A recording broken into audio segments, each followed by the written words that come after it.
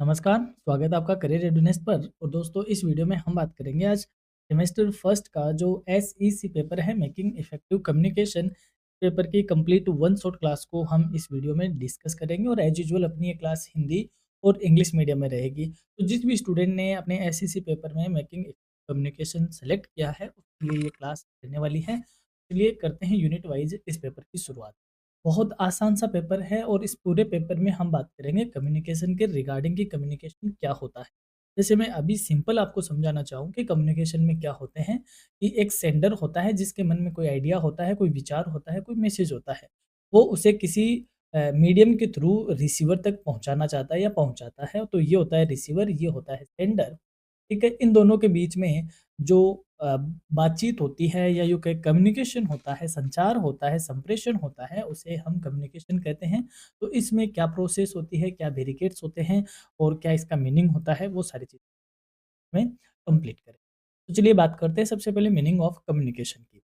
Communication is the process of exchanging information, ideas, thoughts, feelings और messages between two or more individuals with the intention of creating mutual understanding। यानी कि संचार वह प्रक्रिया है जिसके माध्यम से दो या दो से अधिक व्यक्ति अपने बीच सूचना, विचार, भावनाएं या संदेश का इस उद्देश्य से आदान प्रदान करते हैं कि वे आपसी समझ को क्या कर सके, विकसित कर सके। It involves A sender, A message, a medium and A receiver. यानी कि इसमें प्रेषक होता है, संदेश होता है, कोई माध्यम होता है और प्राप्तकर्ता शामिल होते हैं। यानी कि कम्युनिकेशन क्या होता है? कम्युनिकेशन जैसे मान लो अभी मैं आपको यहाँ से क्लास डिलीवर कर रहा हूँ, तो मैं एक सेंडर हूँ और आप एक रिसीवर के तौर पे हो। तो मेरे माइंड में जो आइडिया है, मैं वो आइडिया आप तक पहुँचा रहा हूँ। तो कोई ना कोई इसमें क्या होता है, या तो कोई विचार होता है, कोई आइडिया होता है, कोई फीलिंग होती है, कोई भाव होते हैं। तो एक सेंडर होता है, एक रिसीवर होता है, उनके बीच में एक आपसी समझ को डेवलप करने के लिए जो संचार होता है, उसे हम कम्युनिकेशन के नाम से जानते हैं। कम्युनिकेशन कैन बी वर्बल यानी कि स्पोकन और रिटन, और नॉन वर्बल यानी कि body language, gesture, facial expression etcetera. यानी कि संचार मौखिक और अमौखिक दोनों तरीके का हो सकता है। यानी कि बोलकर, लिखकर। यानी कि अभी जो अपना कम्युनिकेशन है वो वर्बल है, जिसमें मैं लिखकर आपके सामने कम्युनिकेट कर रहा हूँ। तो अमौखिक भी हो सकता है, जिसमें आंखों के इशारों से, बॉडी लैंग्वेज से, चेहरे के हाव भाव से, इनसे भी क्या किया जाता है, बातें कम्युनिकेट की जाती है। In an organization or business environment, communication plays a crucial role in coordination, decision making, leadership and achieving organizational goals। यानी कि संगठन या व्यावसायिक वातावरण में संचार का बहुत महत्वपूर्ण स्थान है। यह समन्वय करने में, निर्णय निर्माण करने में यानी कि निर्णय लेने में, नेतृत्व करने में और संगठन के जो उद्देश्य हैं उनकी प्राप्ति में क्या है, मददगार साबित होता है। Effective communication ensures that the message sent in correctly understood by the receiver। यानी कि प्रभावी संचार वही होता है जिसमें जो मैसेज भेजा गया है, प्राप्तकर्ता द्वारा उसे उसी रूप में या सही रूप में क्या किया जाए, समझा जाए। जैसे मान लो अभी 2 लोग यहाँ पे कम्युनिकेट कर रहे हैं, तो ये जो मैसेज यहाँ पर इस रिसीवर को भेज रहा है, और ये रिसीवर भी उसी हिसाब से उस मैसेज को समझ पा रही है जैसा उसे सेंडर ने भेजा है, तो इसको कहेंगे हम इफेक्टिव कम्युनिकेशन। और इफेक्टिव कम्युनिकेशन कब होता है? जब यहाँ से यानी कि क्लैरिटी हो सेंडर की तरफ से, और जो रिसीवर है वो एक्टिव लिसनिंग में रोल प्ले करता है, तब इनके बीच में जो कम्युनिकेशन होता है, हम इफेक्टिव कम्युनिकेशन कहते हैं। तो आपके पेपर का नाम भी क्या है? Effective communication. दैट मीन्स जो सेंडर जिस वे में या जिस तरीके से मैसेज देना चाह रहा है, उसको उसी हिसाब से समझे रिसीवर, तब वह क्या कहा जाता है? इफेक्टिव कम्युनिकेशन कहा जाता है। नेचर ऑफ कम्युनिकेशन यानी कि संचार की प्रकृति क्या है? The nature of communication explains the basic characteristics that define communication as a process. यानी कि संचार की प्रकृति उन विशेषताओं को स्पष्ट करती है जो संचार को एक प्रक्रिया के रूप में परिभाषित करती है।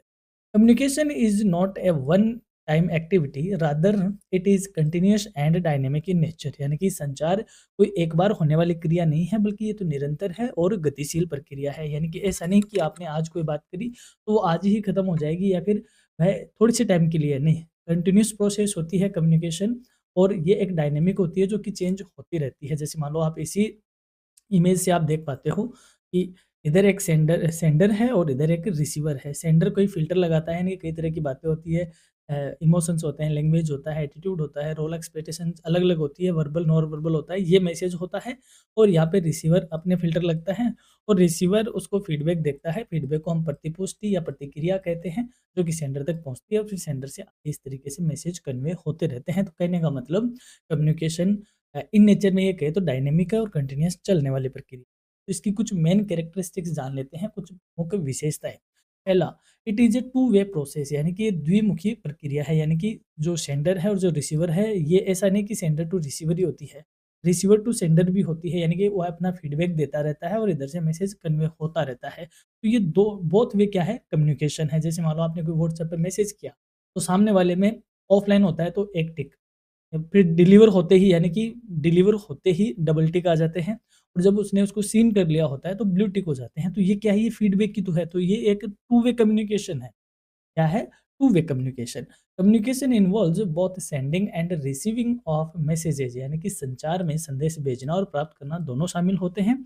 Feedback is essential for effective communication. प्रभावी संचार के लिए प्रतिक्रिया होना अति आवश्यक है, यानी कि आपसे ये पूछा जाएगा what do you mean by feedback. Feedback का मतलब होता है रिसीवर द्वारा सेंडर का मैसेज प्राप्त कर कर उसे प्रतिक्रिया देना, वह क्या कहा जाता है, फीडबैक कहा जाता है। सेकंड इसकी कैरेक्टरिस्टिक्स है कंटीन्यूअस प्रोसेस, यानी कि निरंतर प्रक्रिया है। Communication is an ongoing activity that continues as long as human interaction exists, यानी कि जहाँ तक मानव संपर्क है वहाँ तक संचार की प्रक्रिया निरंतर चलती रहती है। डायनेमिक इन नेचर, यानी कि गतिशील है। Communication changes according to time, situation and people involve, यानी कि समय, परिस्थिति और व्यक्तियों के अनुसार संचार बदलता रहता है। यानी कि ऐसा नहीं कि जैसा मैं अभी आपसे जिस वे में संचार कर रहा हूँ या अपने बीच जो कम्युनिकेशन हो रहा है क्या वैसा ही सबके साथ होता है, नहीं। आप ये person to person, situation to situation और टाइम टू टाइम क्या होता है, चेंज होता रहता है। पर्पज ओरिएंटेड, यानी कि इसका क्या है, कुछ उद्देश्य है। Every communication has a specific objective और गोल, यानी कि प्रत्येक संचार का कोई ना कोई एक उद्देश्य होता है, तो ये लक्ष्योन्मुख है। प्रेवेसिव, यानी कि सर्वव्यापी है, ऐसी कोई जगह नहीं जहाँ कम्युनिकेशन नहीं होता हो। Communication exist everywhere, at home, at work place, society और एन ऑर्गेनाइजेशन। संचार सब जगह पाया जाता है, घर, कार्यालय, समाज, संगठन, सब जगह। जहाँ पे इंसान रहते हैं वहाँ सब जगह क्या होता है, संचार होता ही है। इंटरैक्टिव, यानी कि ये परस्पर क्रियात्मक है। Communication requires interaction between sender and receiver, यानी कि संचार में प्रेषक और प्राप्तकर्ता के बीच सहभागिता आवश्यक होती है। ऐसा नहीं कि मैं इधर से कह ही रहा हूँ और उधर से आप देख रहे हो और अपने बीच कुछ नहीं हो रहा हो, तो ये इंटरेक्टिव होनी चाहिए। इंटरेक्टिव मतलब जैसे मान लो जब हम क्लास में पढ़ाते हैं तो बच्चों के फेस से, बच्चों के क्वेश्चन से, उसके वापस एक्सप्लेन करने से, इस तरीके से जो इंटरेक्शन होता है, दैट मीन्स संचार क्या होना चाहिए, इंटरेक्टिव होना चाहिए। संचार इंटरेक्टिव होता है, सेंडर और रिसीवर के बीच एक इंटरेक्शन एस्टेब्लिश करता है। इंपॉर्टेंस ऑफ कम्युनिकेशन, अब कम्युनिकेशन का क्या महत्व है, कम्युनिकेशन क्यों जरूरी है। Communication is considered the backbone of management and business activities. इस संचार को प्रबंधन और व्यावसायिक गतिविधियों की रीढ़ माना जाता है। Without effective communication no organization can function properly, यानी कि प्रभावी संचार के बिना कोई भी संगठन सुचारू रूप से कार्य कर ही नहीं सकता। तो हम इंपॉर्टेंस के कुछ पॉइंट्स को इन पॉइंट से समझते हैं। फैसिलिटेट्स कोऑर्डिनेशन, यानी कि समन्वय में सहायक है कि जो अपना कम्युनिकेशन है वो किस तरीके से फैसिलिटेट करता है कोऑर्डिनेशन को, कैसे। एक ऑर्गेनाइजेशन है जिसमें कई तरीके के क्या है, डिपार्टमेंट्स है। ये लो अलग अलग डिपार्टमेंट्स है और इन सब डिपार्टमेंट के हेड है, एचओडीज है और ऊपर अपर मैनेजमेंट है जो कि हेड के ऊपर है, फिर उनके नीचे सबॉर्डिनेट्स है इस तरीके से अलग अलग, और फिर इनके नीचे और है एम्प्लॉय वगैरह कुछ भी। तो यहाँ पर जो पॉलिसीज़ होती है उसका इनको मिलता है डायरेक्शन, ठीक है, कम्युनिकेशन होता है, फिर यहाँ से इनके पास कम्युनिकेट होता है, यहाँ से इनके पास। तो अगर हम कम्युनिकेशन नहीं होगा, यानी कि कम्युनिकेशन इफ़ेक्टिव नहीं होगा, तो क्या इन इतने सारे डिपार्टमेंट्स के बीच एक कोऑर्डिनेशन बन पाएगा? बिल्कुल भी नहीं है। जैसे मान लो ये डिपार्टमेंट है सेल्स का, ये डिपार्टमेंट्स है परचेज़ का, ये डिपार्टमेंट्स है मैन्युफैक्चर का, तो और ये डिपार्टमेंट है मार्केटिंग। मार्केटिंग डिपार्टमेंट ने अपनी रिसर्च करी और कहा कि इस बार हम 1 महीने में 2 लाख यूनिट्स बेचेंगे, ठीक है? और इन्होंने उसी हिसाब से सारा कुछ करके अपर मैनेजमेंट को बता दिया। जबकि जो मैन्युफैक्चरिंग डिपार्टमेंट है वो ये कहता है कि हम 1 महीने में जितना भी ज़ोर लगा लें, हमारी कैपेसिटी कितनी है? 1 लाख यूनिट बनाने की है। जब आप बना ही 1 लाख पाओगे तो बेच कैसे पाओगे 2 लाख? ठीक है, फिर इधर जो परचेजिंग डिपार्टमेंट है उसने कहा कि मार्केट में जो रॉ मटेरियल है उसके भाव अभी बढ़े हुए हैं, तो यदि आप ज़्यादा आप परचेज़ करते हो तो उसकी आपकी कॉस्ट ज़्यादा बियर करनी पड़ेगी। सेल्स डिपार्टमेंट एक अलग ही बात कह रहा है कि अभी इस तरीके का सिनेरियो चल रहा है। यानी कि सारे डिपार्टमेंट में जब अगर कम्युनिकेशन नहीं होगा प्रॉपर, तो ये पूरा डिपार्टमेंट या पूरा ऑर्गेनाइज़ेशन फ्लॉप हो जाएगा। दैट्स व्हाई अगर कम्युनिकेशन होता है, इफेक्टिव कम्युनिकेशन होता है, तो सारे डिपार्टमेंट के बीच कोऑर्डिनेशन यानी कि तालमेल या समन्वय बहुत ईज़ी होता है। तो दैट मीन्स हम ये कह सकते हैं it helps in coordinating activities among individuals and departments, यानी कि व्यक्तियों और विभागों के बीच ये कार्यों का समन्वय स्थापित करता है। सेकंड, इट हेल्प्स और एड्स इन डिसीजन मेकिंग, यानी कि नीति निर्णय या निर्णय निर्माण में सहायक सिद्ध होता है। Managers play rely on information received through communication to make sound decision, यानी कि जो प्रबंधक है वो संचार के माध्यम से सूचना प्राप्त करके और उन सूचनाओं के आधार पर ही क्या लेते हैं, निर्णय लेते हैं। तो यदि डिसीजन कम्युनिकेशन इफेक्टिव होगा तो डिसीजन भी सही समय पर और सही डिसीजन लिए जाएंगे। इट इम्प्रूव्स ह्यूमन रिलेशंस, यानी कि मानव संबंधों में सुधार लाता है। Proper communication builds trust, understanding and cooperation, यानी कि सही संचार विश्वास, समझ और सहयोग को बढ़ावा देता है। इट मोटिवेट्स एम्प्लॉय, कर्मचारियों को प्रेरित करता है। Clear communication helps in motivating employees by explaining goals and expectations, यानी कि लक्ष्यों और अपेक्षाओं की स्पष्ट जानकारी कर्मचारियों को प्रेरित करती है। यानी कि ऊपर जो अपर लेवल मैनेजमेंट है, जब वह अपनी पूरी बात प्रॉपर वे में कम्युनिकेट हो जाती है, तो जो नीचे सबऑर्डिनेट है उनके माइंड में भी क्लियर हो जाता है कि एक्चुअली करना क्या है। तो जब कम्युनिकेशन प्रॉपर होता है तो एम्प्लॉय भी वो सारी चीज़ें क्या होती है, क्लियर कट होती है, तो उससे वो एम्प्लॉय भी मोटिवेट होते हैं। नेक्स्ट है, इट एंश्योर्स स्मूथ फंक्शनिंग, यानी कि सुचारू कार्य संचालन में हेल्प करता है।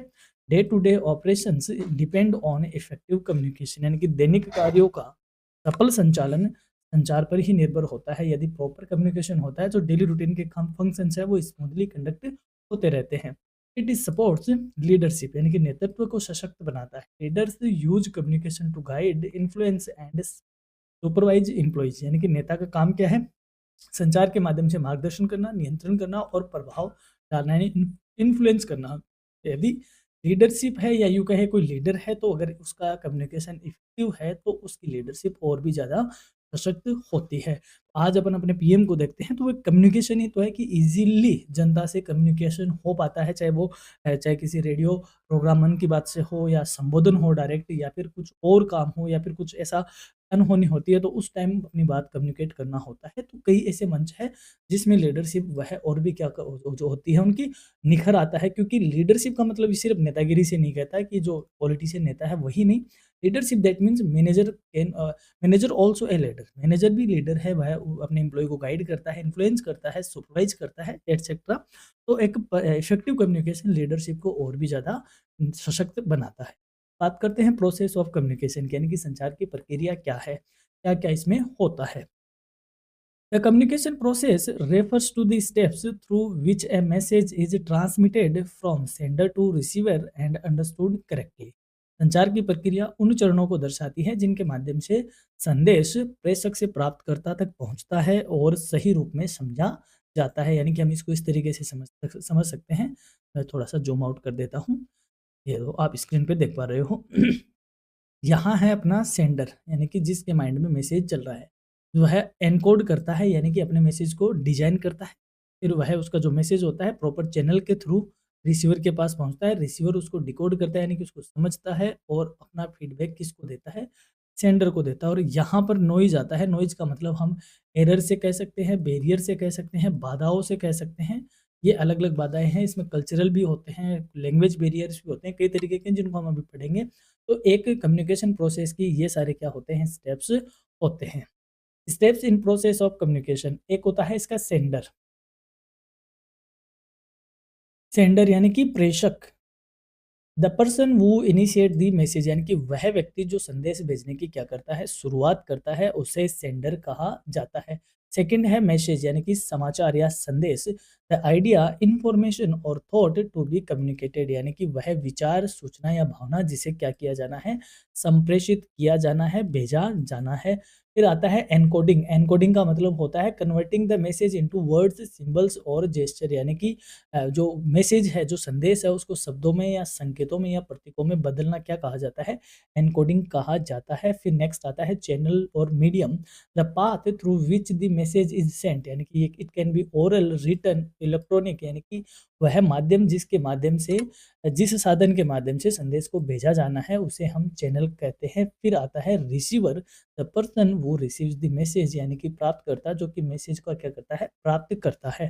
Decoding, interpreting the end understanding the message by the receiver, यानी कि डिकोडिंग का मतलब होता है प्राप्त करने वाले मैसेज को प्राप्त किया, फिर उसको डिकोड करेगा। प्राप्तकर्ता द्वारा संदेश को समझने की जो प्रक्रिया होती है उसे डिकोडिंग कहा जाता है। फिर आता है feedback, the response of the receiver which confirms understanding, यानी कि प्रतिक्रिया वह होती है, इसको प्रतिपुष्टि भी कहते हैं।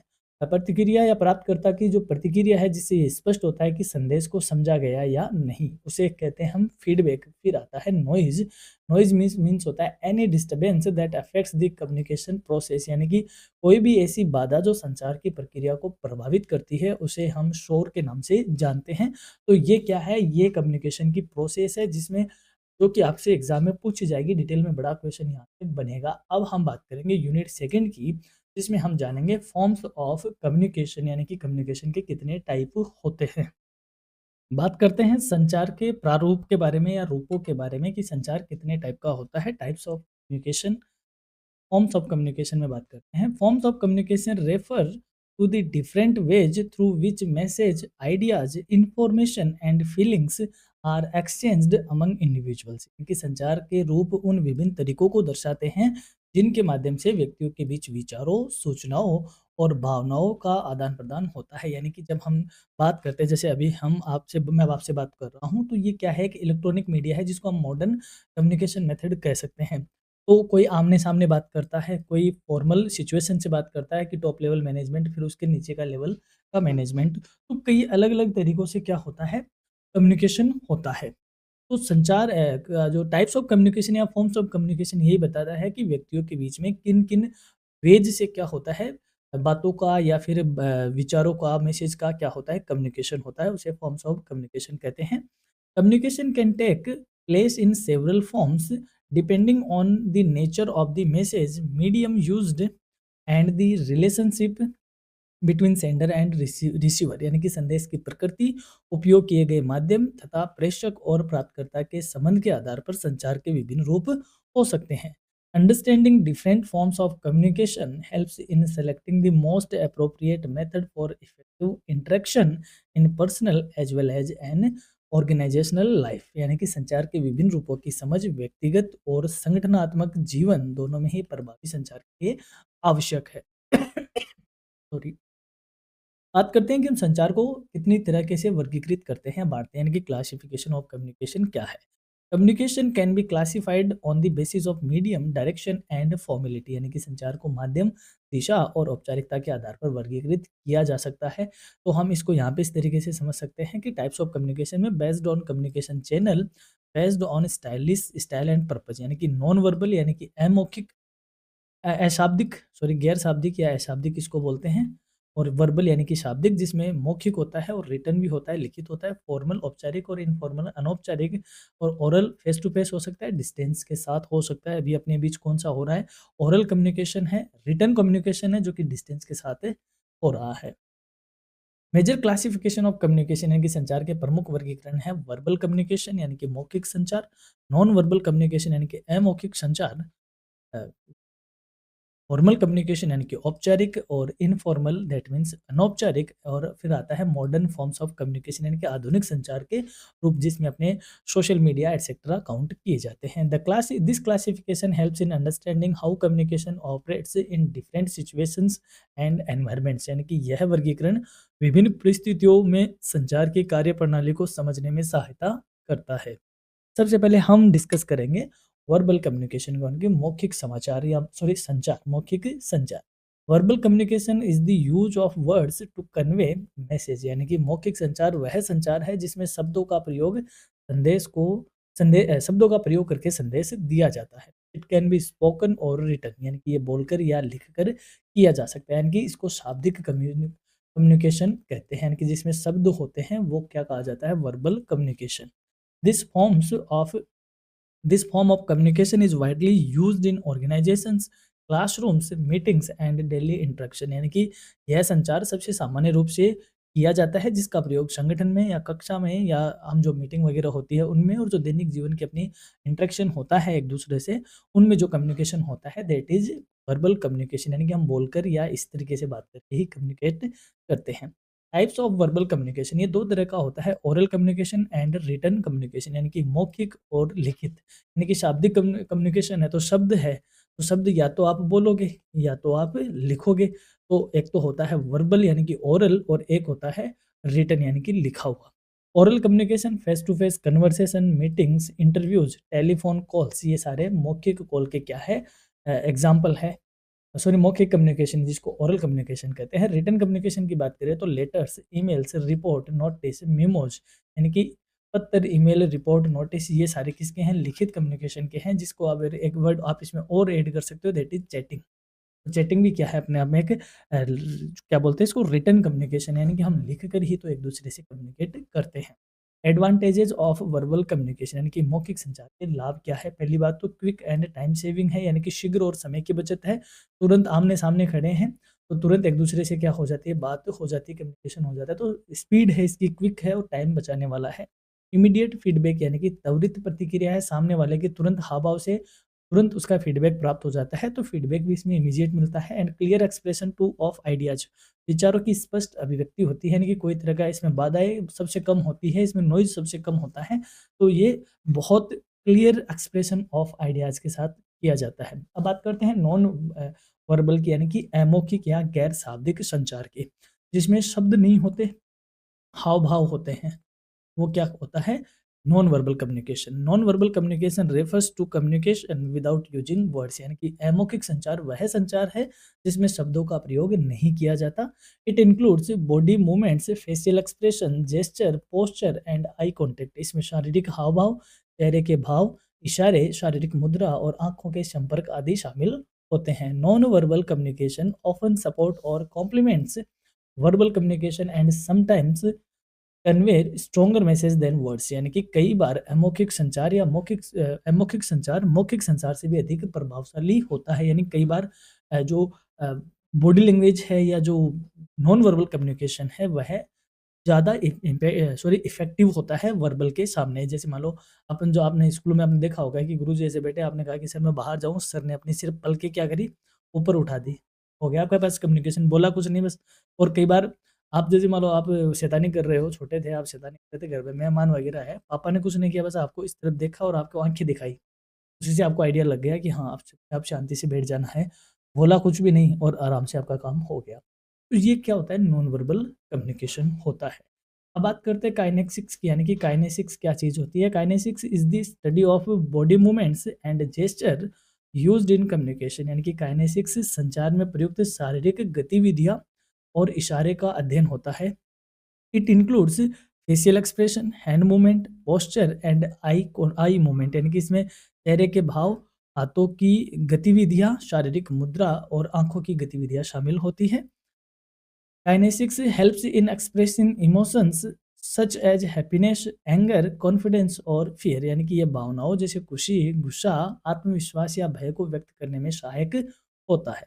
अब बात करते हैं पैरा लैंग्वेज की। पैरा लैंग्वेज क्या होता है, अपनी बात का जो टोन होती है, जो उतार चढ़ाव होता है, उसे हम पैरा लैंग्वेज कहते हैं। Para language refers to vocal elements that accompany speech but are not words, यानी कि पैरा लैंग्वेज में वे सभी स्वर तत्व शामिल होते हैं जो शब्दों के अतिरिक्त होते हैं। These include tone of voice, pitch, volume, speed of speech, pauses and silence, यानी कि इसमें जैसे उतार का, आवाज का उतार चढ़ाव होना, स्वर की ऊंचाई का, आवाज की तीव्रता, बोलने की गति, ठहराव, मौन, ये सारे क्या होते हैं, पैरा लैंग्वेज होते हैं। Para language plays an important role in expressing emotions and attitudes, यानी कि ये भावनाओं और दृष्टिकोण को व्यक्त करने में महत्वपूर्ण भूमिका निभाता है। अब बात करते हैं प्रोक्सेमिक्स टेरिटरी और स्पेस की, यानी कि proxemics. Proxemics refers to the use of physical space in communication, यानी कि प्रोक्सेमिक्स संचार में जो भौतिक दूरी है और जो स्थान है उसका उपयोग, उसके उपयोग का अध्ययन है। It explains how distance and personal space affect interaction between individuals, यानी कि ये बताता है कि व्यक्तियों के बीच दूरी संचार को कैसे प्रभावित करती है। यानी कि दो व्यक्तियों में जब कम्युनिकेशन होता है तो उनके बीच में जो डिस्टेंस होती है, ये डिस्टेंस किस तरीके से कम्युनिकेशन को इफेक्ट करती है, ये बताती है proxemics. Proper use of space helps helps in maintaining comfort and effectiveness in communication, यानी कि हाँ, उचित दूरी बनाए रखने से संचार अधिक सहज और प्रभावी बनता है। टाइप्स ऑफ स्पेस, यानी कि स्थान के प्रकार कौन-कौन से हैं? जैसे इंटीमेट स्पेस, यानी कि एकदम नज़दीक ही बैठना, पर्सनल स्पेस यानी कि व्यक्तिगत स्थान, सोशल स्पेस यानी कि सामाजिक स्थान और पब्लिक स्पेस यानी कि सार्वजनिक स्थान। तो किस तरीके का स्थान है, किस तरीके का डिस्टेंस है, वो सारे इसमें स्टडी किए जाते हैं। अब हम बात करते हैं फॉर्मल कम्युनिकेशन की। फॉर्मल कम्युनिकेशन मीन्स औपचारिक संचार, यानी कि जब हम किसी ऑर्गेनाइजेशन में काम करते हैं, फॉर्मल तौर पे जब हम कोई अथॉरिटी को, कोई पद को रखते हैं या किसी ऑर्गेनाइजेशन में ही काम करते हैं जहाँ पर सबके अपने-अपने डेजिग्नेशन में पद है, तो वहाँ पर जो कम्युनिकेशन होता है उसे फॉर्मल कम्युनिकेशन कहते हैं, यानी कि औपचारिक संचार जिसे कहते हैं। Formal communication refers to the exchange of information through officially established channels within an organization, यानी कि औपचारिक संचार वह संचार है जो संगठन में निर्धारित और स्वीकृत आधिकारिक माध्यमों के द्वारा किया जाता है। It flows pre defined rules, procedures and hierarchy, यानी कि इसमें संगठन की निर्धारित नीतियां, नियम और पदानुक्रम का पालन होता है जो कि पहले से ही क्या होते हैं, डिफाइंड होते हैं। These types of communication is systematic, planned, and documented, which makes it suitable for official and managerial purpose. यानी कि यह संचार व्यवस्थित, योजनाबद्ध और लिखित होता है, इसलिए इसका उपयोग मुख्यतः आधिकारिक और प्रबंधकीय उद्देश्यों के लिए किया जाता है। यानी कि जैसे ये टॉप लेवल मैनेजमेंट है, उसके बाद ये मीडियम लेवल मैनेजमेंट और उसके नीचे फिर आते हैं बॉटम लेवल मैनेजर्स और फिर आते हैं एम्प्लॉइज। तो एम्प्लॉइज़ का टॉप लेवल मैनेजमेंट से डायरेक्ट लेना-देना नहीं होता। तो इनका सबके अपने-अपने चैनल बने होते हैं, फिर यहाँ से यहाँ कम्युनिकेशन, फिर यहाँ से यहाँ कम्युनिकेशन। तो इस तरीके की जो पहले से डिफाइंड होते हैं, प्रोसीजर डिफाइंड होते हैं, रूल्स डिफाइंड होते हैं, उनके माध्यम से, उनके मार्फत जो होने वाला कम्युनिकेशन है, उसे फॉर्मल कम्युनिकेशन के नाम से जानते हैं। Formal communication generally flows in a fixed direction and is used to convey policies, instructions, decisions, reports and performance related information, यानी कि जो औपचारिक संचार है वो सामान्यतः निश्चित दिशा में प्रवाहित होता है, यानी कि ऊपर से नीचे, नीचे से ऊपर या फिर हॉरिजॉन्टल और कई बार डायगोनल भी होता है जो कि बहुत कम होता है। और इसका उपयोग नीतियाँ, निर्देश, निर्णय, रिपोर्ट तथा कार्य प्रदर्शन के से संबंधित जानकारी देने में किया जाता है। तो जो फॉर्मल कम्युनिकेशन होते हैं वो, जैसे मान लो आप किसी ऑफ़िस में हो, तो वहाँ उसकी जो ऑफ़िस की अ, डेज़िग्नेशन या ऑफ़िस के ऑर्गेनाइज़ेशन में जो होता है कम्युनिकेशन, हम फॉर्मल कम्युनिकेशन के नाम से जानते हैं। इसके टाइप्स की बात करें तो ये वर्टिकल होता है, यानी कि वर्टिकल ऊपर से, यानी कि लंबवत है, तो लंबवत में ऊपर से नीचे यानी कि डाउन टू डाउनवर्ड और अपवर्ड दोनों तरह का होता है। हॉरिजॉन्टल मतलब इक्वल लेवल की हिरार्की में होने वाला, और डायगोनल मतलब आड़ा-तिरछा जिसको बोलते हैं, अलग-अलग लेवल पे होते हैं, उसको डायगोनल या वीकेंड कम्युनिकेशन कहते हैं। तो टाइप्स ऑफ फॉर्मल कम्युनिकेशन को देख लेते हैं। सबसे पहले बात करते हैं बेस्ड ऑन डायरेक्शन, यानी कि दिशा के आधार पर संचार या औपचारिक संचार। तो पहला है डाउनवर्ड कम्युनिकेशन, यानी कि अधोमुखी संचार। Flow of information from top level management to lower level employees such as orders, instructions, policies and guidelines, यानी कि शीर्ष प्रबंधन से अधीनस्थ कर्मचारियों की ओर जानकारियों का प्रवाह होना, जिसमें आदेश, निर्देश, नीतियाँ और दिशा निर्देश होते हैं। यानी कि जो टॉप लेवल मैनेजमेंट है वो ऑर्डर वगैरह या इंस्ट्रक्शन वगैरह या गाइडलाइंस वगैरह या पॉलिसी वगैरह जो भी वह देते हैं, तो ऊपर से नीचे की ओर ये संचार फ्लो होता है, जिसे डाउनवर्ड कम्युनिकेशन या अधोमुखी संचार से जानते हैं। फिर इसका जस्ट उल्टा होता है, यानी कि जब इनको निर्देश वगैरह मिले तो इन्होंने अपने काम करेंगे, काम करके उसकी रिपोर्ट ऊपर पहुँचाएँगे। तो जो नीचे से ऊपर की ओर होता है उसे अपन अपवर्ड कम्युनिकेशन के नाम से जानते हैं। Flow of information from subordinates to superiors such as feedback, reports, complaints and suggestions, यानी कि ऊर्ध्वमुखी संचार में क्या होता है, अधीनस्थ कर्मचारियों से उच्च कर्मचारियों की ओर जानकारी का प्रवाह होता है, जैसे प्रतिक्रिया देना, रिपोर्ट देना, शिकायतें या कोई सुझाव देना, ये क्या होता है, अपवर्ड कम्युनिकेशन होता है। फिर बात करते हैं हॉरिजॉन्टल कम्युनिकेशन, यानी कि ये टॉप लेवल मैनेजमेंट है और ये मीडियम लेवल मैनेजमेंट है। तो ये सारे इक्वल पोजीशन पे हैं, तो इक्वल पोजीशन के बीच जो एक कम्युनिकेशन होता है, उसे क्या कहते हैं? हॉरिजॉन्टल या क्षैतिज संचार कहते हैं। कम्युनिकेशन बिटवीन एम्प्लॉइज और departments at the same hierarchical level for coordination and team work, यानी कि समान स्तर पर कार्यरत कर्मचारियों या विभागों के बीच समन्वय होना और सहयोग हेतु ऐसा समन्वय किया या ऐसा संचार किया जाता है, उसे हम हॉरिजॉन्टल या क्षैतिज संचार कहते हैं। डायगोनल कम्युनिकेशन, अब विकीर्ण संचार क्या होता है? अब जैसे मान लो, इसको मैं थोड़ा सा यहाँ पे समझाऊं, जगह ये रही जाए कि जैसे मान लो ये तो हो गया टॉप लेवल मैनेजमेंट, ठीक है। यहाँ पे आ गया सेल्स डिपार्टमेंट, यहाँ पे आ गया मार्केटिंग डिपार्टमेंट, यहाँ पे आ गया परचेज डिपार्टमेंट, ठीक है। सेल्स डिपार्टमेंट के अंडर यहाँ पर एक व्यक्ति काम करता है, ठीक है। अब इसको डायरेक्ट, यानी कि ये इससे मिलेगा, अपने सेल्स डिपार्टमेंट के हेड से मिलेगा, तो ये तो हो गया अपवर्ड कम्युनिकेशन। ये इसकी तरफ करेगा काम, तब हो जाएगा डाउनवर्ड। और जब ये व्यक्ति डायरेक्ट इससे मिलता है, देखो ये मार्केटिंग का हेड है यहाँ पर, और ये यहाँ पे एम्प्लॉई या सबॉर्डिनेट के तौर पे हैं। इनकी हायरार्किकल पोजीशन इक्वल लेवल की नहीं है। यदि सेल्स मैनेजमेंट हेड और मार्केटिंग हेड आपस में कम्युनिकेशन करेंगे तो हॉरिजॉन्टल कहा जाएगा। लेकिन यहाँ पे जब ये तिरछा कम्युनिकेशन होता है, एक अलग-अलग पदों पे होता है, इसको हम बोलते हैं विकिरणीय या डायगोनल कम्युनिकेशन। आई थिंक आप समझ गए होंगे।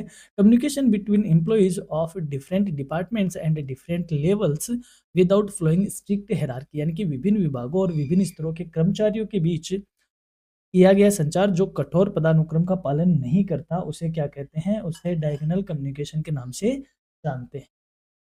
फीचर्स ऑफ फॉर्मल कम्युनिकेशन, अब जो फॉर्मल कम्युनिकेशन है उसकी विशेषताएं क्या होती हैं? पहला, फॉलोज ऑफिशियल चैनल्स, यानी कि आधिकारिक माध्यमों का फाइनल पालन किया जाता है। प्लान्ड एंड स्ट्रक्चर्ड, यानी कि योजनाबद्ध और संरचित होता है। मोस्टली रिटन इन नेचर है, प्राय लिखित रूप में होता है। Less flexible but more reliable, ये कम लचीला होता है लेकिन विश्वसनीय अधिक होता है। Suitable for long term reference, यानी कि भविष्य के संदर्भ में लिए जाने के लिए बड़ा ही ये सुटेबल होता है। ये इसकी क्या है? मुख्य विशेषताएं हैं। इंपॉर्टेंस क्या है फॉर्मल कम्युनिकेशन का, यानी कि औपचारिक संचार का महत्व क्या है? एंश्योर्स डिसिप्लिन एंड कंट्रोल, यानी कि अनुशासन और नियंत्रण बनाए रखता है ऑर्गेनाइजेशन में। It helps in proper coordination, ये समुचित समन्वय में सहायता करता है। It provides clarity in roles and responsibilities, यानी कि भूमिकाओं और उत्तरदायित्वों में स्पष्टता लाता है। And it is useful for decision making and record keeping, यानी कि नीति निर्णय में या निर्णय निर्माण में और रिकॉर्ड रखने में ये क्या करता है? मददगार साबित होता है। अब हम बात करते हैं इनफॉर्मल कम्युनिकेशन की, यानी कि इनफॉर्मल कम्युनिकेशन कैसा होता है? जैसे आप ऑफिस में हो और आपकी अपने दोस्तों से या ऑफिस में जिससे आपकी ट्यूनिंग होती है, उससे आप जो इंटरपर्सनल रिलेशन की वजह से जो आप में आपस में बातचीत होती है, या कुछ अफवाहें या रूमर्स वगैरह जो ऑफिस में ऐसे फैलते हैं, तो ये कौन-सा कम्युनिकेशन कहा जाता है? ये इनफॉर्मल या अनौपचारिक कम्युनिकेशन कहा जाता है। ये अनौपचारिक कम्युनिकेशन होता है जो आपका फ्रेंड सर्कल बन जाता है। Informal communication refers to the exchange of information outside official channels, यानी कि अनौपचारिक संचार वह संचार है जो संगठन के आधिकारिक माध्यमों के बाहर होता है। It is spontaneous, flexible and based on personal relationship among employees, यानी कि यह स्वाभाविक है, लचीला है और कर्मचारियों के व्यक्तिगत संबंधों पर आधारित होता है। This type of communication does not follow formal rules, procedures और हायरार्की, यानी कि इसमें किसी प्रकार के औपचारिक नियम, प्रक्रिया या पदानुक्रम का पालन नहीं किया जाता। ये आपके पर्सनल व्यक्तिगत संबंधों के साथ ही ये क्या होता है? इसमें कम्युनिकेशन होता है। Formal informal communication is commonly known as grapevine in organisation, यानी कि संगठनों में अनौपचारिक संचार को सामान्यतः ग्रेप वाइन कहा जाता है। अब ये इंपॉर्टेंट है, ग्रेप वाइन यानी कि अंगूर की बेल, तो इसको अंगूरी लता भी कहा जाता है, यानी कि अंगूर की बेल। अंगूर की बेल कभी आपने देखी होगी, वो इतनी उलझी हुई होती है, इसमें ये नहीं पता होता कि स्टार्ट कहाँ से हो रही है, एंड कहाँ से हो रही है। आपने इस नाके को काटा, पता चला कि हमें काटना तो है, इसको तो हमने काट दिया गलत को, यानी कहने का मतलब एकदम उलझा हुआ होता है। अंगूरी लता क्यों कहा? यानी कि जब ऑर्गेनाइजेशन में अफ़वाह होती है, यानी कि कोई भी अफ़वाह उड़ जाती है, कोई र्यूमर होता है, ये पूरे ऑर्गेनाइज़ेशन में ऐसी बात हो रही है कि मिसेज़ गुप्ता ऐसा-ऐसा कर चुकी है या मिसेज़ गुप्ता ऐसा-ऐसा कर चुके हैं। तो ये बात कहाँ से स्टार्ट हुई, इसका कोई आइडिया नहीं होता, तो इसको ग्रेप वाइन कहा जाता है, यानी कि इसमें र्यूमर होते हैं, सबसे ज़्यादा अफ़वाहें उड़ती हैं, इसलिए इसको अफ़वाह मिल भी कहा जाता है। यानी कि र्यूमर फैक्ट्री भी इसको कहा जाता है, इसको ग्रेप वाइन भी कहा जाता है। ये इंपॉर्टेंट है एग्ज़ाम के लिए आपके लिए। It spreads information quickly and often reflect feelings, opinions and attitudes of employees, यानी कि ये जानकारी को बहुत तेजी से फैलाता है और कर्मचारियों की भावनाओं, विचारों और दृष्टिकोण को भी दर्शाता है। यानी कि अलग अलग तरीके की बातें होना, या अपन बोलते हैं ना कि जितने मुंह उतनी बातें, तो ये सारा उसी का ही रोल होता है, ये इनफॉर्मल कम्युनिकेशन में ही होता है। फॉर्म्स ऑफ इनफॉर्मल कम्युनिकेशन, यानी कि अनौपचारिक संचार के रूप क्या है? कैजुअल कन्वर्सेशन यानी कि सामान्य बातचीत, सोशल इंटरेक्शन यानी कि सामाजिक संपर्क, यानी कि आप एक ऑफिस में काम करते हो, तो किसी के घर पे जो फंक्शन होता है, बर्थडे हुआ, कोई शादी-वादी हुई, आपका आना-जाना होता है, तो वो एक सोशल इंटरेक्शन हो गया। ग्रुप डिस्कशन यानी कि समूह चर्चा होना, rumours and grep vine communication यानी अफवाहें और ग्रेप वाइन संचार, ये इसकी क्या है, खास बातें हैं। विशेषताएँ की बात करते हैं, इनफॉर्मल कम्युनिकेशन की क्या विशेषताएँ हैं? No fixed rules for channel, यानी कि कोई निश्चित नियम या माध्यम नहीं है। हाइली फ्लेक्सिबल एंड फास्ट, अत्यधिक लचीला है और क्विक है, स्पीड है इसकी। मोस्टली ओरल इन नेचर, यानी कि प्राय मौखिक रूप में ही किया जाता है। रिलेशनशिप ओरिएंटेड, यानी कि संबंधों पर आधारित है, जिससे से आपकी बनती है उसी के आसपास आप बैठते हो या उसी से आपका कम्युनिकेशन होता है। डिफिकल्ट टू कंट्रोल, और इसको नियंत्रण करना मुश्किल है, यानी कि ये कंट्रोल नहीं हो सकता, ऐसा होगा ही होगा। इंपॉर्टेंस ऑफ इनफॉर्मल कम्युनिकेशन, अनौपचारिक संचार ऐसा होने के बावजूद भी इसका महत्व है, क्या है? It promotes friendly work environment, यानी कि ये जहाँ पे आप कार्य वातावरण है आपका, वहाँ पर ये मित्रतापूर्ण व्यवहार वातावरण को क्या करता है, विकसित करता है, यानी कि सारे जॉली नेचर के होते हैं, तो आपके वहाँ पे यार दोस्त बन जाते हैं, तो एक फ्रेंडली वर्क एनवायरनमेंट ये क्रिएट करता है। इट इम्प्रूव्स इंटरपर्सनल रिलेशन, यानी कि पारस्परिक संबंधों को मजबूत बनाता है। It reduce stress and tension, यानी कि तनाव और दबाव को कम करता है। आपको कोई ऐसा आपका दोस्त मिल जाता है ऑफिस में, जो ऑफिस बडी हो जाते हैं आपके, तो वहाँ पर आपके जो स्ट्रेस वगैरह, टेंशन वगैरह है, ये हँसी मजाक में आप क्या करते हो, कम करते हो, तो ये इसका इंपॉर्टेंस है। इसके अलावा इट प्रोवाइड्स क्विक फीडबैक, यानी कि इसमें त्वरित प्रतिक्रिया प्रदान हो जाती है, प्राप्त हो जाती है। And its completes the complements the formal communication, और ये कई बार औपचारिक संचार को पूरक बनाता है, यानी कि उसका कॉम्प्लीमेंट बन के काम आता है। मॉडर्न फॉर्म्स ऑफ कम्युनिकेशन, अब बात करें आधुनिक संचार के रूप कौन-कौन से हैं। Modern communication uses advanced technology and digital platforms, यानी कि आधुनिक संचार में उन्नत तकनीक और डिजिटल प्लेटफॉर्म को प्रयोग किया जाता है। It has made communication faster, cheaper and more efficient, यानी कि इसमें संचार तेज, सस्ता और अधिक प्रभावी हो गया है। जैसे अभी हम बात करें, तो अभी अपन यूट्यूब से अपन पढ़ रहे हैं, तो एक तरीके से ये मॉडर्न कम्युनिकेशन का ज़रिया ही तो हो गया। यानी कि एग्ज़ाम्पल्स बात करें मॉडर्न कम्युनिकेशन की, जाए like emails, social media, video conferencing, mobile communication and instant messaging apps. ये सारे क्या है, आधुनिक संचार के उदाहरण हैं, जिनको हम मॉडर्न कम्युनिकेशन फॉर्म में रखते हैं। अब हम बात करते हैं यूनिट 3 की, जिसमें हम देख रहे हैं qualities of effective communication and barriers of communication, यानी कि इफेक्टिव कम्युनिकेशन की क्या क्वालिटी है और उसमें क्या बाधाएँ आती हैं। तो चलिए यूनिट 3 में हम सबसे पहले बात करते हैं क्वालिटीज़ ऑफ इफेक्टिव कम्युनिकेशन, यानी कि प्रभावी संचार की विशेषताएँ क्या होती हैं। Effective communication means conveying a message clearly and accurately so that it is understood by the receiver in the same sense as intended by the sender, यानी कि प्रभावी संचार वह होता है जिसमें संदेश को इस प्रकार संप्रेषित किया जाए कि प्राप्तकर्ता उसे उसी अर्थ में समझे जैसा कि प्रेषक ने चाहा हो, यानी कि सेंडर जिस वे में या जिस तरीके से मैसेज भेजना चाहता है, रिसीवर उसको उसी तरीके से समझे, उसको कहीं अलग उसका अर्थ नहीं निकले, उसी हिसाब से समझता है, तो इसे हम बोलते हैं इफेक्टिव कम्युनिकेशन। ये क्वालिटी है कम्युनिकेशन की, या यूँ कहें ये इस कम्युनिकेशन को इफेक्टिव बनाता है। The effectiveness of communication depends on certain essential qualities, यानी कि प्रभावी संचार कुछ आवश्यक गुणों पर निर्भर करता है। These qualities help in minimising misunderstanding and improving organisational efficiency, यानी कि ये जो गलतफहमियों को कम करने में और संगठन की कार्य क्षमता बढ़ाने में मददगार साबित होता है। यानी कि इफेक्टिव कम्युनिकेशन से गलतफहमियां और मिसअंडरस्टैंडिंग कम होती है, और साथ ही में ऑर्गेनाइजेशन की इफिशिएंसी, यानी कि कार्यकुशलता बढ़ती है। Major qualities of effective communication, यानी कि प्रभावी संचार की क्या प्रमुख विशेषताएं होती है, या क्या क्या बातें होती है। पहली बात करते हैं रीडिंग केयरफुल, यानी कि सावधानी पूर्वक पठन। Reading is an important communication skill specially in written communication, यानी कि जब संचार लिखित हो रहा हो तो पठन एक महत्वपूर्ण कौशल है। जैसे मान लो अ, लिखा है यहाँ पे, रोको मत जाने दो, मत जाने दो, ये आपने एग्जाम्पल खूब सुना है, रोको मत जाने दो। अब अगर आपको जो रीडिंग केयरफुली नहीं करते हो, तो आप इसको कैसे पढ़ सकते हो, रोको मत जाने दो, या यहाँ पे जो कॉमा थी आपने इसको अवॉइड किया, रोको मत जाने दो, या फिर रोको मत जाने दो, रोको मत जाने दो, तो 2 अलग-अलग इसके अर्थ निकल रहे हैं। तो रीडिंग केयरफुली कब होता है ज़्यादा, स्पेशली जब रिटन कम्युनिकेशन किया जाता है।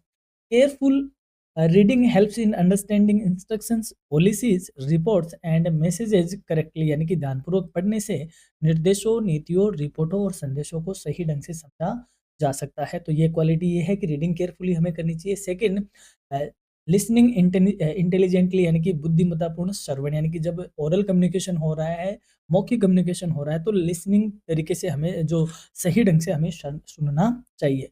Listening intelligently means paying full attention to the speaker and understanding not only the words but also the feelings and intentions behind them, यानी कि बुद्धिमत्तापूर्ण सुनना केवल शब्दों को सुनना ही नहीं बल्कि वक्ता की भावनाओं और उद्देश्यों को भी समझना होता है। Good listening reduce errors and improves relationship, यानी कि अच्छा श्रवण त्रुटियों को कम करता है और संबंधों को भी बेहतर बनाता है। फिर है थिंकिंग क्लियरली, यानी कि स्पष्ट सोच। Thinking before communicating helps in organising ideas logically, यानी कि संचार से पहले स्पष्ट रूप से सोचना और विचारों को तार्किक ढंग से व्यवस्थित करने में सहायता करता है। Clear thinking ensures clarity of message and avoid confusion, यानी कि इससे संदेश की स्पष्टता आती है और जो कन्फ्यूजन होता है, जो मतभेद हो सकता है या कन्फ्यूजन यानी कि जो भ्रम या वहम होता है, उसको ये क्या करता है, अवॉइड करता है। नेक्स्ट है प्लानिंग कम्युनिकेशन, यानी कि प्लान्ड कम्युनिकेशन हो, संचार की योजना बनाकर संचार किया जाए। Proper planning involves deciding what to say, how to say it, when to say it and to whom it should be said, यानी कि योजना बनाना यह तय करता है कि क्या कहना है, कैसे कहना है, कब कहना है और किससे कहना है। Planned communication is more effective and purposeful, यानी कि योजनाबद्ध संचार अधिक प्रभावी और उद्देश्यपूर्ण होता। यूजिंग एप्रोप्रिएट लैंग्वेज, यानी कि उपयुक्त भाषा का प्रयोग करना। The language used should be simple, clear and suitable to the receiver's level of understanding, यानी कि भाषा सरल हो, स्पष्ट हो और प्राप्तकर्ता की समझ के स्तर के अनुरूप होनी चाहिए। टेक्निकल और complex words should be avoided if the receiver can not understand them, यानी कि जटिल और तकनीकी शब्दों से हमें बचना चाहिए। यदि रिसीवर उन शब्दों को नहीं समझ पा रहा है तो हमें इस तरीके के शब्दों को अवॉइड करना चाहिए और हमें एकदम सिंपल और सरल इस तरीके की भाषा और शब्दों का प्रयोग करना है ताकि उसको रिसीवर समझ सके। अगर रिसीवर ही नहीं समझ पाएगा, आप किसी गाँव में गए, वहाँ पर आप भाषण दे रहे हो इंग्लिश में है, जबकि वहाँ के लोग लोकल लैंग्वेज के अलावा हिंदी को भी नहीं समझते, तो आपका कम्युनिकेशन पूरा का पूरा क्या है, व्यर्थ है, बेकार है। तो हमें सही शब्दों का चयन करना पड़ेगा। यूजिंग एप्रोप्रिएट चैनल, उपयुक्त माध्यम का चयन करना पड़ेगा। Choosing the right medium such as oral, written और इलेक्ट्रॉनिक कम्युनिकेशन इज एसेंशियल, यानी कि लिखित, मौखिक या इलेक्ट्रॉनिक माध्यम का चयन संदेश की प्रकृति और तात्कालिकता के अनुसार होना चाहिए। The channel should shoot the nature and urgency of the message, यानी कि जो चैनल है वो अपने मैसेज की अर्जेंसी क्या है और मैसेज की नेचर कैसी है उसके अकॉर्डिंग शूट भी करना चाहिए। ऐसा नहीं कि हम फालतू बातें अलग चैनल पे कर रहे हैं, यानी कि अच्छी बात एक दूसरे चैनल के थ्रू जाती है तो वह अच्छी बात का इम्पैक्ट नहीं होता, यानी कि कम्युनिकेशन का की आत्मा निकल जाती है। यूँ कहें, कम्युनिकेशन का जो इफेक्ट है वो खत्म हो जाता है यदि मीडियम हमने गलत चूज कर लिया है। एनवायरनमेंट कंडक्टिव टू कम्युनिकेशन, यानी कि संचार के लिए अनुकूल वातावरण। A favorable environment includes proper seating, lighting, absence of noise and a positive psychological atmosphere, यानी कि अनुकूल वातावरण में उचित प्रकाश, शोर का अभाव और सकारात्मक मानसिक माहौल शामिल होता है।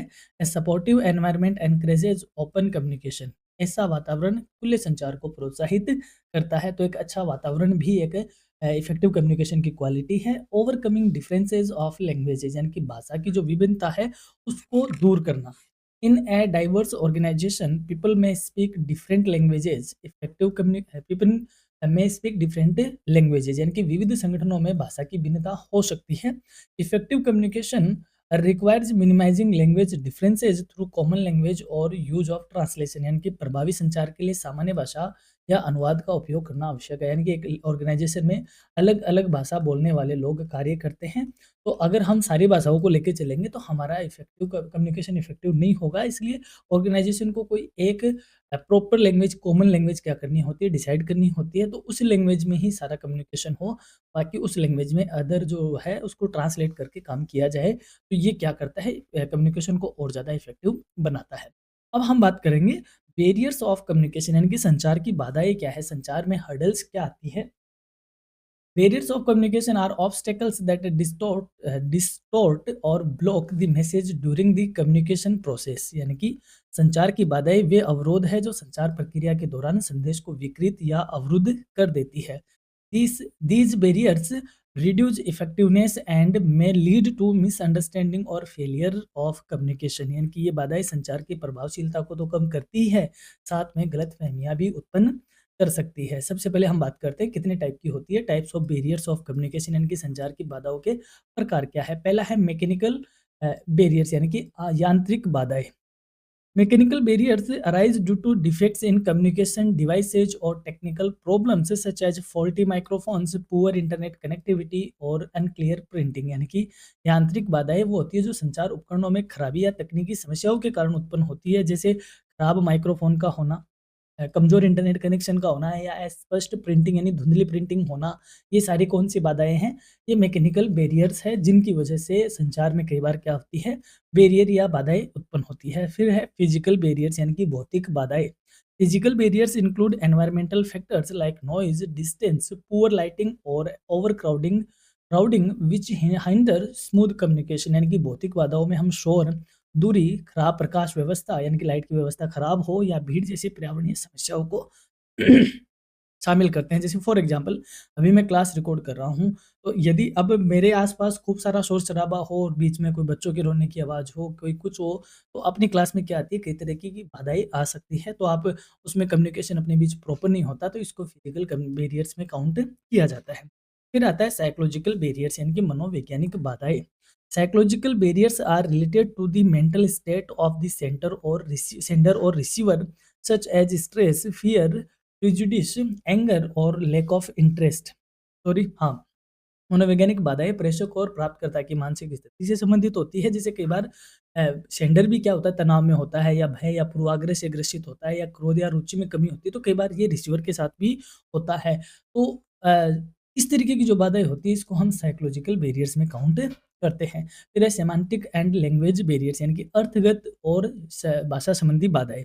These barriers arise due to difference in language use of jargon, ambiguous words और इनकरेक्ट इंटरप्रिटेशन ऑफ मीनिंग्स। यानी कि ये बाधाएं भाषा की भिन्नता, तकनीकी शब्दों के प्रयोग, अस्पष्ट शब्द या अर्थ की गलत व्याख्या करने के कारण ऐसी बाधाएं उत्पन्न होती है। यानी कि कहने का मतलब अर्थ का अनर्थ जिन शब्दों से हो जाता है या अर्थ का अनर्थ अ, होता कुछ और अर्थ है और हम उसको कुछ और अर्थ में समझते हैं। इस तरीके की जो बाधाएं होती है उसको लैंग्वेज बैरियर्स के नाम से जानते हैं। फिर आता है स्टेटस बैरियर्स यानी कि स्थिति संबंधी बाधाएं। Status barriers occur due to differences in rank, position और authority in an organization। यानी कि स्थिति संबंधी बाधाएं संगठन में पद, अधिकार या स्तर के कारण उत्पन्न होती है। Subordinates may hesitate to communicate freely with superiors. यानी कि जो अधीनस्थ कर्मचारी होते हैं वो उच्च अधिकारियों से खुलकर बात करने में संकोच कर सकते हैं, क्योंकि ये होती है स्टेटस बैरियर्स कि यार ये बड़ा आदमी है, टॉप लेवल मैनेजमेंट का है, मेरे मुंह से कुछ इधर उधर ना निकल जाए वरना ये मेरी नौकरी खा जाएगा या फिर कुछ हो जाएगा, वैसा हो जाएगा। कई तरीके के इसमें क्या होते हैं, बैरियर्स आते हैं जो स्टेटस से रिलेटेड होते हैं, इनको स्टेटस बैरियर के नाम से जानते हैं। अब हम बात करेंगे यूनिट 4 की, जिसमें हम जानेंगे listening as a tool of communication and job related skills को, जिसमें हम कई तरीके की प्रैक्टिकल चीज़ें आपके सिलेबस में हैं उनको हम डिस्कस करेंगे। 4th यूनिट में हम बात करते हैं listening as a communication tool की। यानी कि कम्युनिकेशन में लिसन करना भी अपने आप में एक बहुत इफ़ेक्टिव टूल होता है, या यूँ कहे कम्युनिकेशन में सुनना एक इम्पोर्टेंट रोल प्ले करता है, क्योंकि जब तक रिसीवर ध्यान से सुनेगा नहीं तब तक उनके बीच यानी कि जो सेंडर है उसकी पूरी बात रिसीवर उसको सही ढंग से समझ नहीं पाएगा, या यूँ कहे कोई बैरियर उसमें रहेगा। इसलिए लिसनिंग इतना ज़रूरी है कम्युनिकेशन में, उसको हम जानते हैं। Listening is an active and purposeful process of receiving, understanding, interpreting and responding to spoken message। यानी कि श्रवण वह सक्रिय और उद्देश्यपूर्ण प्रक्रिया है जिसमें बोले गए संदेश को सुनना, समझना और उसका अर्थ निकालना और उस पर प्रतिक्रिया देना शामिल है। यानी कि लिसनिंग में सिर्फ इतना ही नहीं आता कि आप बोल रहे हो, एक सामने वाला सुन रहा है, तो वो तो हियर में भी होता है। हियरिंग और लिसनिंग दोनों क्या है, डिफरेंट है। लिसनिंग में इंक्लूड होता है कि सामने वाले की बात को रिसीव करना, उसको समझना, उसको एनालाइज़ करना यानी कि उसका इंटरप्रिटेशन करना एंड उसके बाद उसका रिस्पॉन्स भी करना। ये सारी प्रोसेस लिसनिंग की होती है। It is one of the most important tools of communication because communication is incomplete without effective listening. संचार में श्रवण एक महत्वपूर्ण अत्यंत महत्वपूर्ण साधन है क्योंकि प्रभावी श्रवण के बिना संचार अधूरा रहता है। In business and professional life listening helps in understanding instructions, solving problems and building strong relationship. यानी कि व्यावसायिक और पेशेवर जीवन में सुनना यानी कि श्रवण निर्देशों को समझने, समस्याओं को हल करने और अच्छे संबंध बनाने में सहायक सिद्ध होता है। Listening is different from hearing. यानी कि श्रवण सुनने में अंतर है। यानी कि सुनना और श्रवण दोनों में थोड़ा-सा डिफरेंस होता है। Hearing is a physical process where as listening is a mental and psychological activity that requires attention and interest. यानी कि सुनना एक शारीरिक प्रक्रिया है, जबकि श्रवण यानी कि लिसन करना एक मानसिक और मनोवैज्ञानिक प्रक्रिया है जिसमें ध्यान और रुचि की आवश्यकता होती है। लिसनिंग स्किल कैसे डेवलप होती है? Listening skill refers to the ability to understand, interpret and evaluate spoken messages effectively. यानी कि श्रवण कौशल वह क्षमता है जिसके माध्यम से व्यक्ति बोले गए संदेश को सही ढंग से समझता, उसका विश्लेषण करता है और मूल्यांकन करता है। Good listening skills improve comprehension, reduce misunderstandings and enhance communication effectiveness। यानी कि अच्छे श्रवण कौशल से गलतफहमियां कम होती है और संचार अधिक प्रभावी बनता है। यानी कि अगर सही ढंग से सुना जाएगा, लिसन किया जाएगा तो गलतफहमियां भी कम अराइज होगी और जो कम्युनिकेशन है वो और ज़्यादा इफेक्टिव होगा। की लिसनिंग स्किल्स यानी कि सुनने के प्रमुख कौशल कौन-कौन से हैं या किस तरीके से हम लिसनिंग स्किल को एनहांस कर सकते हैं? कंसंट्रेशन एंड अटेंशन यानी कि एकाग्रता और ध्यान लगाकर, अंडरस्टैंडिंग द मैसेज यानी कि संदेश को सही ढंग से समझकर, इंटरप्रेटिंग टोन एंड इमोशंस यानी कि स्वर और भावनाओं की पहचान करके है, आस्किंग रिलेवेंट क्वेश्चन और उसके रिगार्डिंग एक सही रिलेवेंट यानी कि कम्युनिकेशन के रिगार्डिंग जिस टॉपिक पे कम्युनिकेशन हो रहा है, जिस टॉपिक पे बात हो रही है, उसी से रिलेवेंट क्वेश्चंस पूछ कर भी हम लिसनिंग स्किल को और इम्प्रूव कर सकते हैं। गिविंग अप्रोप्रिएट फीडबैक और उचित प्रतिक्रिया देकर हम लिसनिंग कौशल को और आगे इनहेंस कर सकते हैं। यानी कि सारी चीज़ें बातें आती है अपनी में एक कम्युनिकेशन को इफेक्टिव बनाने के लिए। अप्रोचेज टू लिसनिंग यानी कि श्रवण के दृष्टिकोण क्या है? Different situations require different approaches to listening. विभिन्न परिस्थितियों में श्रवण के अलग-अलग दृष्टिकोण अपनाए जाते हैं। मेन अप्रोचेज देख लेते हैं। एक्टिव लिसनिंग यानी कि सक्रिय श्रवण, ये कब होता है? Full attention is given to the speaker with understanding and feedback.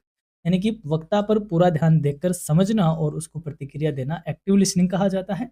Passive listening यानी कि निष्क्रिय listening, the listener hears the message but does not actively respond. यानी कि सामने वाला यानी कि जो रिसीव कर रहा है वो केवल सुनता है लेकिन बिना कोई सक्रिय प्रतिक्रिया के, तो ये डीएक्टिव या इनएक्टिव लिसनिंग कही जाती है। Critical listening evaluating and analysing the message before accepting it. यानी कि आलोचनात्मक श्रवण में क्या होता है? संदेश का विश्लेषण और मूल्यांकन करके उसको सुनना या उसके बाद उसको रिसीव करना। एम्पैथेटिक लिसनिंग यानी कि सहानुभूति श्रवण, understanding the speaker's feelings and emotions. यानी कि वक्ता की भावनाओं और दृष्टिकोण को समझते हुए लिसन करना सहानुभूतिपूर्ण लिसनिंग कहा जाता है। Barriers to effective effective listening, प्रभावी श्रवण में क्या बाधाएं आती है? यानी कि श्रवण प्रॉपर वे में क्यों नहीं हो पाता, उसके बीच क्या बाधाएं आती है? Barriers to effective listening are factors that prevent a listener from fully understanding the message. यानी कि प्रभावी श्रवण में बाधाएं वे कारक है जो श्रोता को संदेश को पूरी तरीके से समझने से रोकती है। कौन कौन सी बाधाएं हैं? मेजर बाधाओं की हम बात कर लेते हैं। लैक ऑफ अटेंशन यानी कि ध्यान की कमी, जब रिसीवर ध्यान नहीं लगा पाता तो उस हिसाब से फिर उसके माइंड से बातें ही निकल जाती है, या यूँ कहे वो प्रॉपर सुन नहीं पाता अगर उसका अटेंशन बराबर नहीं रहता। नॉइज एंड डिस्ट्रैक्शन यानी आसपास शोर शराबा हो, व्यवधान हो तो भी सुनने में बैरियर्स हो जाते हैं। इमोशनल डिस्टर्बेंस यानी कई बार लिसनर या यूँ कहे जो रिसीवर है वो इमोशनली डिस्टर्ब रहता है, उसका ध्यान कहीं और रहता है, तो भावनात्मक असंतुलन की वजह से भी ऐसा हो सकता है। एंड प्रेजुडिसेस एंड अजम्पशंस, कई बार पूर्वाग्रह और धारणाओं से भी ग्रसित होता है, तो इस हिसाब से भी वह प्रॉपर बात को नहीं सुन पाता। एंड लैंग्वेज डिफिकल्टीज, भाषा संबंधी कठिनाइयाँ भी होती है कि सेंडर की लैंग्वेज अलग है, रिसीवर उस लैंग्वेज को नहीं समझ पा रहा है, तो यहाँ भी बैरियर क्रिएट हो जाता है। टिप्स फॉर इफेक्टिव लिसनिंग यानी कि प्रभावी श्रवण के क्या सुझाव हो सकते हैं। Effective listening can be improved through practice and awareness, यानी कि प्रभावी श्रवण अभ्यास और सजगता से विकसित किया जा सकता है। क्या-क्या टिप्स आप दोगे फॉर इफेक्टिव लिसनिंग? पहला है मेंटेन आई कॉन्टैक्ट, यानी कि आँखों का संपर्क बराबर बनाए रहना चाहिए, यानी कि इधर-उधर नहीं देखना जब कि कम्युनिकेशन हो रहा है, तो एक्टिवली तौर पे लिसनिंग करते रहे या एक्टिव तौर पे उसमें इन्वॉल्व रहे। अवॉइड इंटरप्शंस, यानी कि बीच में हस्तक्षेप नहीं करना है, पहले सेंडर को अपनी बात पूरी कर देना चाहिए, उसके बाद रिसीवर को बोलना चाहिए। B patience and open minded, यानी धैर्य रखना चाहिए और खुले मन से सुनना चाहिए। ऐसा नहीं कि हम पूरी पहले ही पूर्वाग्रह से ग्रसित रहे कि नहीं ऐसे ही है, ये तो फालतू ही बात करता है। तो इस तरीके की जो पहले से अपनी माइंड साइकोलॉजी बनी रहती है, तो उस वजह से भी लिसनिंग में दिक्कत रहती है, ये कहीं प्रभावी श्रवण नहीं हो पाता। एक नोट्स इफ रिक्वायर्ड, यानी कि यदि आवश्यकता हो तो नोट्स लें या फिर उस बातों को नोट करते हुए चलें। आस्क क्लेरिफाइंग क्वेश्चंस, यानी कि स्पष्टता के लिए आप क्वेश्चन पूछ सकते हो सामने से, ताकि चीज़ें और भी क्या हो सके, क्लियर हो सके। प्रोवाइड कंस्ट्रक्टिव फीडबैक, और सकारात्मक प्रतिक्रिया सेंडर को दें, ताकि उससे आपका जो कम्युनिकेशन है वो एकदम इफेक्टिव हो सके। अब बात करते हैं इस यूनिट की, तो दूसरी बड़ी चीज़ है that is job related letters, यानी नौकरी से संबंधित पत्र।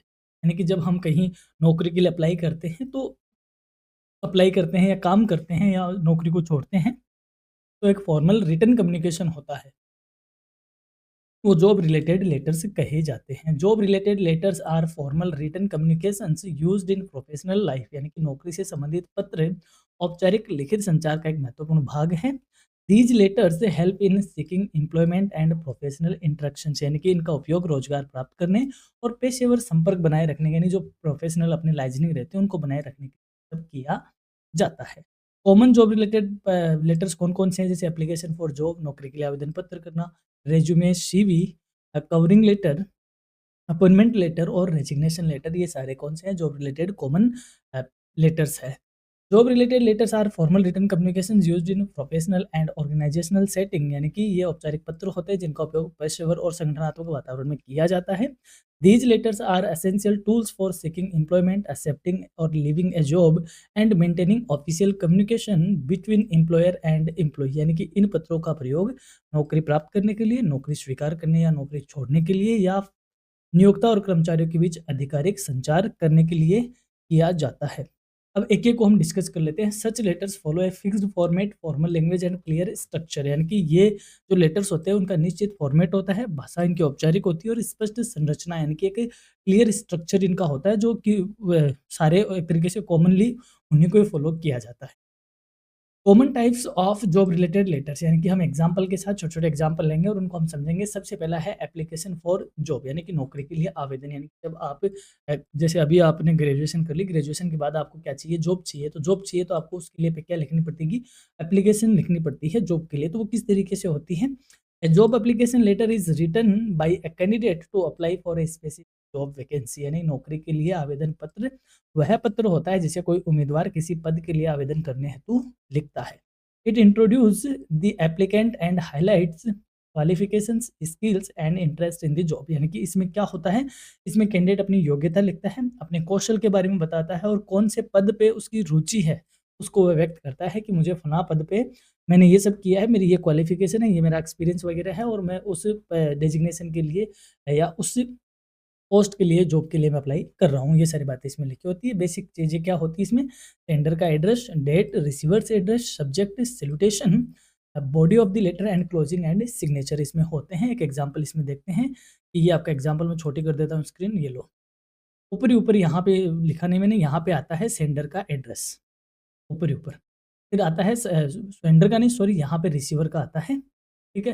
फिर subject application for the post of marketing executive, ये सैल्यूटेशन आ गया, dear sir oblique ma'am, I am writing to apply for the post of marketing executive in your reputed organisation, I have completed my BBA with specialisation in marketing and process possess good communication and analytical skills. I believe my qualification and enthusiasm make me a suitable candidate for this position. I have attached my resume for your kind consideration, और फिर नीचे thanking you और sincerely करके और आपका नाम और signature वगैरह इसमें लिख दिया जाता है। तो ये किसका फॉर्मेट हमने देखा? ये देखा हमने जॉब एप्लीकेशन का फॉर्मेट। अब बात करते हैं रेज्यूमे का, रेज्यूमे या CV. Resume is a brief document that summarises A candidates personal details, education, skills and experience. यानी कि रेज्यूमे एक संक्षिप्त दस्तावेज है जिसमें उम्मीदवार की व्यक्तिगत जानकारी होती है, उसकी शिक्षा के बारे में, उसके कौशल के बारे में, तो क्या वर्क एक्सपीरियंस है उनके बारे में, या उसके कोई अचीवमेंट है तो वो भी उसमें लिखे जाते हैं। सैंपल के तौर पे इसमें नाम, एड्रेस, क्वालिफिकेशन, स्किल्स, एक्सपीरियंस, ये सारी बातें एक अलग-अलग फॉर्मेट में है, क्योंकि रिज्यूमे का कोई एक यूनिवर्सल फॉर्मेट नहीं है। इसको जितना ज़्यादा आप क्रिएटिव बना सकते हो, जितना आप इसको और प्रोफेशनल बना सकते हो, बनाते जाते हो। बस बेसिकली इनमें ये चीज़ें होती है। अब बात करते हैं कवर लेटर की, कवरिंग लेटर जिसको कहते हैं। A cover letter is a sent along with a resume. It explains why the applicant is suitable और दी जॉब। यानी कि कवरिंग लेटर क्या होता है, जैसे आप रेज्यूमे भेज रहे हो तो रेज्यूमे से पहले या रेज्यूमे के साथ यानी कि ऊपर एक लेटर लिखते हैं, उसके नीचे रेज्यूमे अटैच किया जाता है। इस लेटर को हम कवरिंग लेटर कहते हैं। और ये कवरिंग लेटर क्या होता है, इस कवरिंग लेटर में होता है कि आप यानी कि जो आप कैंडिडेट हो ये इस जॉब के लिए क्यों सूटेबल है, ये इसमें एक बात लिखी होती है। कैसे? इसकी बेसिस बॉडी की बात कर लेते हैं। ये सैल्यूटेशन हो गया। Please find attached my resume for the post of sales executive. I am confident that my skills and academic background will meet your requirements. यानी कि आपने इसमें बताया है कि मुझे कॉन्फिडेंस है कि मेरी जो स्किल और मेरा जो एकेडमिक बैकग्राउंड है वो सेल्स एग्जीक्यूटिव पोस्ट के लिए आपकी रिक्वायरमेंट पूरी करता है। और ऐसे करके फिर योर सिंसियरली राहुल शर्मा लिख के आपको कवरिंग लेटर लिखा जाता है। अब बात करते हैं अपॉइंटमेंट लेटर। आपने कवरिंग लेटर लिखा, आपने रिज्यूमे भेजा, आपका इंटरव्यू वगैरह हो गया। इंटरव्यू होने के बाद आपको सेलेक्ट कर लिया गया। सेलेक्ट कर लिया गया तो अब एम्प्लॉयर द्वारा आपको क्या दिया जाता है, अपॉइंटमेंट लेटर। यहाँ पर एक और चीज़ होती है जिसको ऑफरिंग लेटर कहते हैं, ऑफर लेटर कहते हैं। कौन सा लेटर? Offer letter. सेलेक्ट होने के बाद ऑफर लेटर दिया आपने, ऑफर लेटर को एक्सेप्ट कर लिया, फिर आपके लिए क्या जारी होता है, अपॉइंटमेंट लेटर जारी होता है जिसको नियुक्ति पत्र कहते हैं। An appointment letter is issued by an employer to confirm the selection of a candidate. यानी कि नियुक्ति पत्र वह पत्र होता है जो नियोक्ता द्वारा उम्मीदवार के चयन की पुष्टि हेतु जारी किया जाता है। और ऊपर नीचे सारी बातें लिखी होती है, बीच में ये लिखा होता है, we are please to inform you that you have been appointed as accounts assistant in our company with effect from 1 July 2026। यानी कि आपको हमें ये खुशी करते हुए ये इन्फॉर्म करते हुए खुशी हो रही है कि आप हमारे अकाउंट्स असिस्टेंट में क्या कर रहे हो, अपॉइंट कर लिए गए हो, जो कि इफेक्टिव होगा 1 जुलाई 2026 से।